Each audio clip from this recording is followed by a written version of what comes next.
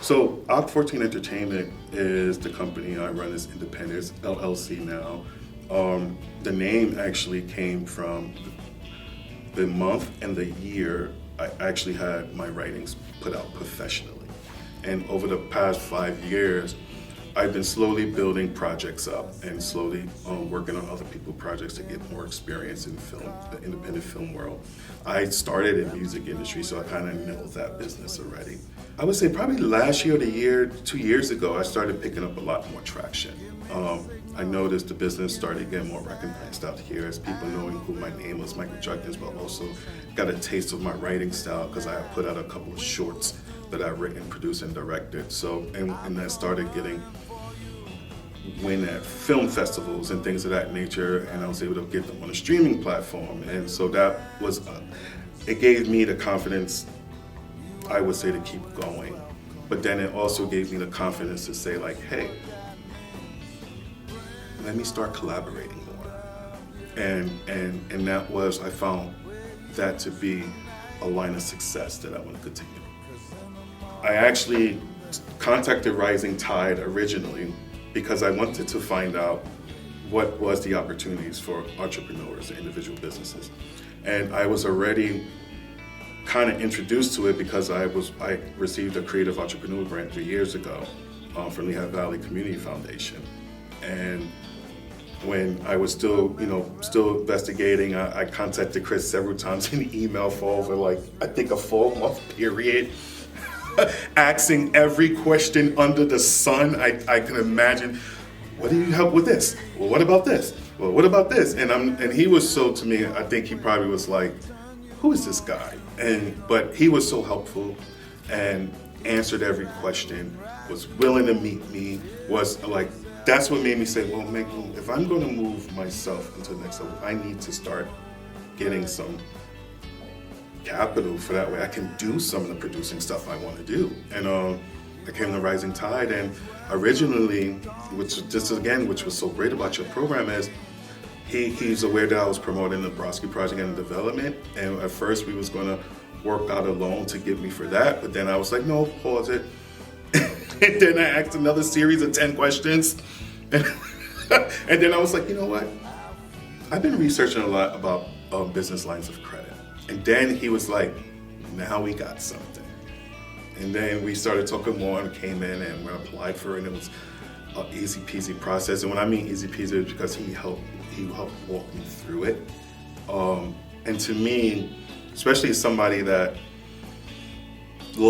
do stuff independently on certain processes, I need somebody to walk me through. And he was there for me. So when I was able to get the business line of credit through Rising Tide, I looked at that as such as an honor and not as something to be just taken lightly and splurge on, right?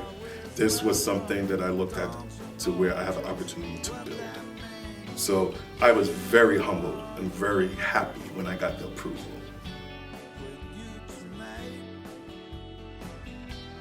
Well, Steve Brodsky Living in Allentown is a project that Steve Brodsky and I started working on over a year ago. And he came to me and said, hey, I got a project, would you be interested in working with me on this in reference to my life? And I said, absolutely. Not just on the strength of wanting to tell his great story about just an individual who just loved the music, love of his town, and just a good person. I wanted to be able to work with him again and bring this to life. So this was a way that I thought it's a piece of art, number one, and there's a story to be told here about myself. And so I'm trying to walk down that aisle, basically. And we actually took a year writing the script.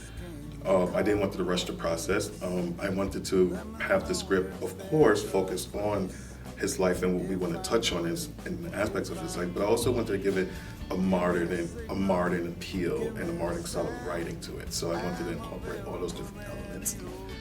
For me, one of my other careers is a therapist. So I worked in the mental health and the substance abuse fields. This is my year 23.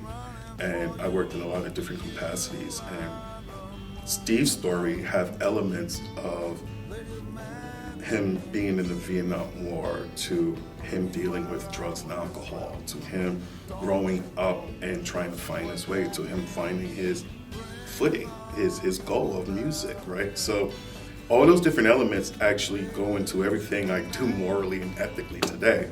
So it kind of was a bridge that to me I thought was definitely something I wanted to cross over. Well, without seeing what the hell we're going to do, which is still very abstract to me.